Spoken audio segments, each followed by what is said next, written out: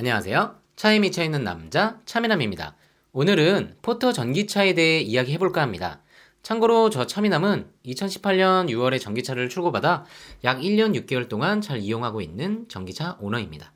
그동안 승용형 전기차 시장은 현대 아이오닉이나 쉐보레 스파크 EV, 르노 삼성의 SM3G 같은 초기형 모델들부터 좀 더 장거리 주행이 가능한 쉐보레 볼트 EV, 현대 코나 EV, 니로 EV, 소울 EV 등의 다양한 승용 전기차가 등장하여 각축을 벌이고 있죠.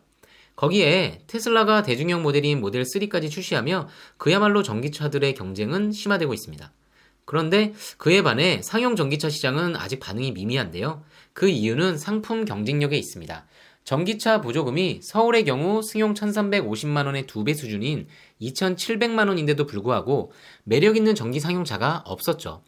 80km 주행이 가능한 라보 피스 전기차나 제인모터스의 칼마트 EV 전기차의 경우 개조 모델의 한계인 성능은 그렇다 치더라도 짧은 주행거리와 5,600만원에 이르는 가격이 구입할 메리트가 적었습니다. 그런데 이제 화물 전기차 시장에도 바람이 불 것 같습니다. 바로 현대자동차의 포터 전기차 등장 때문입니다. 개조용이 아닌 순정 전기차이다 보니 AS의 편리함은 당연할 것이고 완성도도 상대적으로 높습니다. 게다가 4천만원에 이르는 가격까지 큰 반향을 불러일으킬 수 있을 것 같습니다. 혹자는 4천만원이 넘는데 반영이 될까요? 하실 수도 있죠.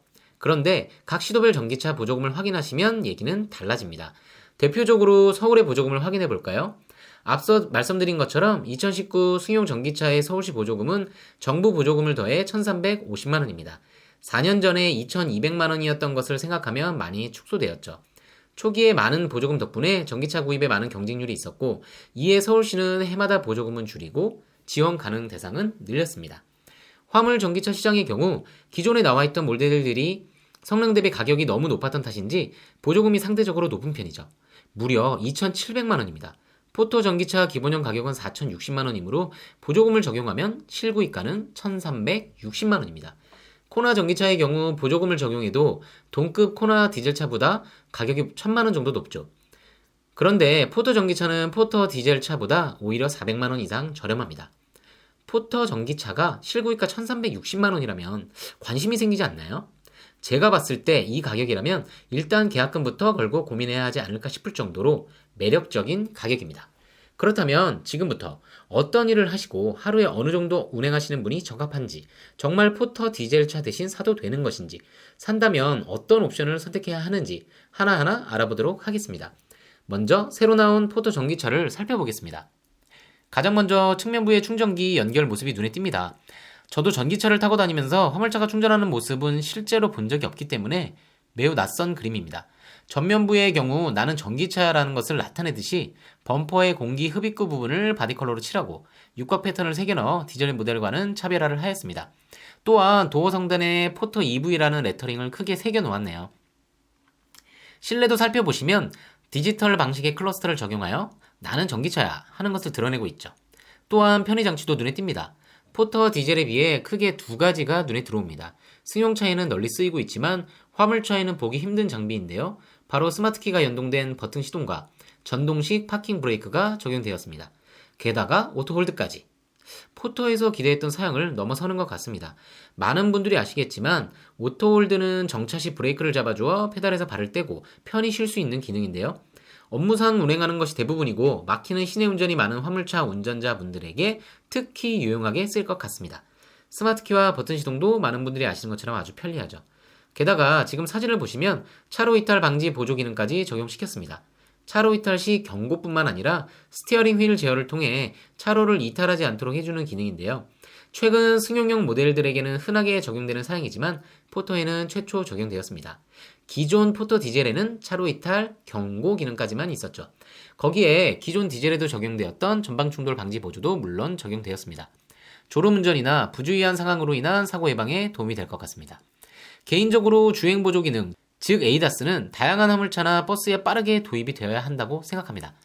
와, 버튼 시동과 스마트키, 오토홀드가 포함된 전동식 파킹 브레이크, 게다가 차선 이탈 방지 보조까지. 아직은 승용형 모델에 비하면 많이 부족하지만 앞으로 더 많은 안전 편의 장치들이 적용되길 기대하겠습니다. 전기차의 메리트를 빼더라도 위 장치들의 적용 여부만으로도 저는 포터 디젤과 EV 모델 중 EV 모델을 선택할 것 같습니다. 그렇다면 이제 중요한 것은 주행거리와 적재함의 크기, 그리고 실구입 가격이겠네요. 먼저 첫 번째로 주행 가능 거리를 확인해 보겠습니다. 복합 인증 주행 가능 거리는 211km입니다. 참고로 시내 주행 인증 거리는 238km입니다. 화물차의 특성상 중간에 충전을 하고 기다리는 부분은 현실성이 떨어지므로 하루 운행 거리가 200km 이상이신 분들은 일단 먼저 제외하겠습니다. 제가 직접 운행을 해보니 업무 도중 충전을 하는 것은 상당히 불편합니다. 정해진 경로로 납품을 하는 업체 차량, 하루 200km 이내 배달 차량, 택배 차량 등등 직접 운영하는 사무실이나 공장에 충전기 설치가 가능하시다면 적극 추천드립니다. 하루 고정 운행거리가 장거리 운행으로 인해 200km를 넘어간다면 아직은 선택을 충분히 고민해 보시기 바랍니다. 우선 전기차의 특성상 고속도로 전비가 떨어집니다.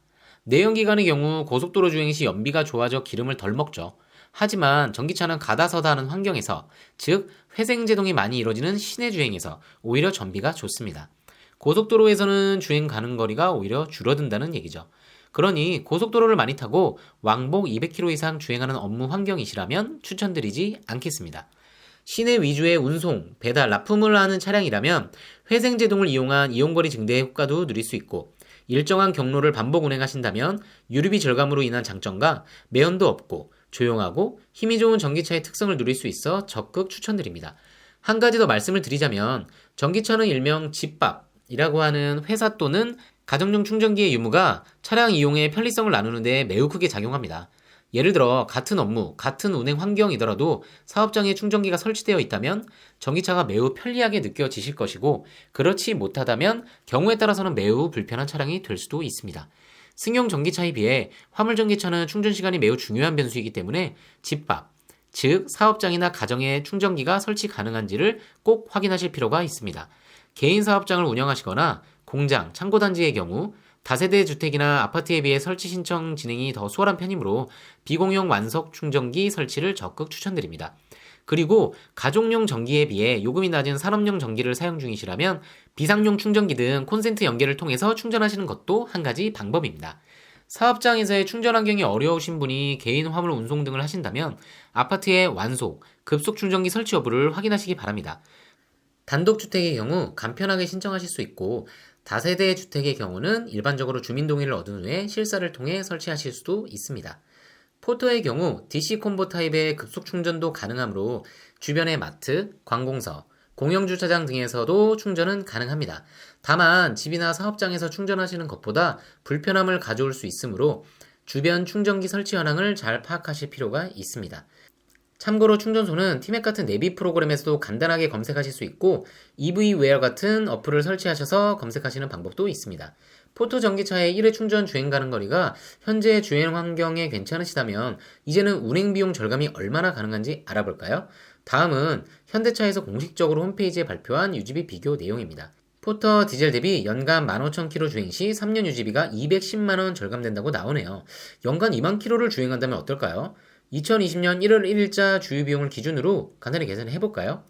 포터 디젤의 경우 연간 주행거리 2만 km 나누기 디젤 연비 9km, 거기에 디젤 1리터 평균 가격 1,390원을 곱하면 약 308만원이 소요됩니다.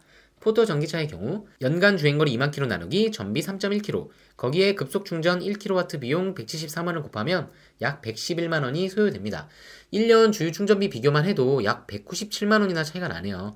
현대차의 계산법과 차이가 있는 이유는 주유비는 전기차 충전비 대비 편차가 적기 때문입니다.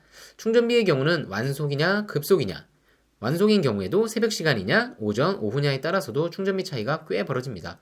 좀 더 자세한 내용은 전기차 장단점 영상을 통해 올리도록 하겠습니다. 아무튼 충전의 불편함만 해결할 수 있다면 비용은 확실히 절감이 됩니다. 충전 시간은 완속 기준 9시간 30분, 급속 기준 80%까지 54분 소요되므로 사업장이나 자택에 충전기를 설치하셔서 업무 종료 후 충전하시는 것을 추천드립니다. 다음은 적재함 크기를 비교해 보겠습니다. 포터 전기차의 적재함은 장 2860mm, 폭 1630mm, 고 800mm로 포터 디젤의 초장축 슈퍼캡의 적재함과 같습니다. 초장축 일반 캡보다는 짧고 장축 슈퍼캡보다는 길다고 보시면 됩니다. 자, 이제 주행거리와 충전 부분, 적재 공간 등이 수용 가능하시다면 실 구입 비용을 비교해 보겠습니다. 포터 전기차 슈퍼캡 초장축 스마트 스페셜과 포터 디젤 슈퍼캡 초장축 스마트를 비교해 보겠습니다. 먼저 포터 전기차의 경우 서울시 보조금 구입 시 4,060만원에서 보조금 2,700만원을 빼면 실 구입가는 1,360만원입니다. 포터 디젤이 1,833만원이니 차량 금액이 473만원 저렴합니다. 물론 서울시 보조금 기준이기 때문에 지역별로 차이가 있습니다. 지역별 보조금을 확인하는 방법을 알려드리겠습니다.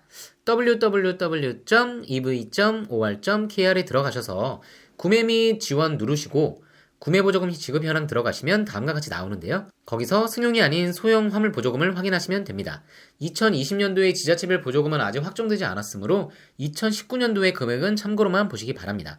정확한 보조금 확인은 각 시도별 공문을 참조하시고 직접 해당 지자체에 전화하시면 가장 정확한 내용을 확인하실 수 있습니다. 다음은 간단한 옵션 설명 드리겠습니다. 먼저 충전 어시스트는 50만원에 220V 휴대용 충전 케이블과 완속 충전용 케이블이 포함되었습니다. 즉, 두 가지 케이블이 들어있는 거죠. 사무실이나 자택의 충전시설이 제대로 갖추어진다면 사용 빈도가 낮을 수도 있습니다. 다만 급하게 외부에서 동의를 얻어 콘센트를 통한 충전이 가능하고 완속 충전용 케이블의 경우는 최근 설치 기기들은 대부분 케이블이 달려있지만 롯데월드 타워 등에 가보시면 케이블이 없는 완속 충전기가 있습니다. 그럴 때 유용하게 쓰실 수 있죠. 예상되는 충전 상황에 따라 선택하시면 될 것 같고 추후 온라인에서도 개별 구입도 가능합니다. 배터리 히팅 시스템은 다음과 같은데요. 설명 한번 보시죠. 겨울철 급속 충전의 시간을 줄여주므로 만일의 상황을 대비해 가능하면 넣으시길 추천드립니다. 위 옵션 설명을 바탕으로 추천 트림의 견적을 한번 뽑아보겠습니다. 내비를 제외하고 옵션을 모두 적용하니 실 구입 차량가는 1,644만원이고 취득세는 일부 감면 혜택으로 약 58만원 소요되어 등록 부대 비용 5만원을 합칠 경우 총 예상 구입 비용은 1,707만원입니다. 어떠세요? 포터 전기차. 제가 보기엔 지자체의 보조금액에 따라 메리트의 차이가 있을 것 같긴 합니다. 서울시 보조금 기준에서 보자면 저는 포터 디젤 대신 포터 전기차를 구입하겠습니다. 차량 구입 비용도 더 저렴하고 유지비도 적고 엔진이 없으니 엔진오일 교환도 필요 없고 운행시 조용하고 매연도 안 나오니 금상첨화죠. 물론 하루 운행거리 계산은 꼭 하셔야겠고 자택이나 사업장의 충전기 설치가 중요한 요소라고 말씀드리고 싶습니다. 마지막으로 그럼에도 불구하고 포터 전기차의 아쉬운 점을 꼽자면 첫 번째, 냉장 탑차, 특장, 더블캡, 사륜구동 등 다양화의 아쉬움이 있습니다. 하지만 이 부분은 시간이 자연스럽게 해결해 줄 것으로 생각이 되고 보급량에 따라 현대차에서 계속 라인업을 추가할 것으로 예상됩니다. 두 번째는 전기 충전구의 위치입니다.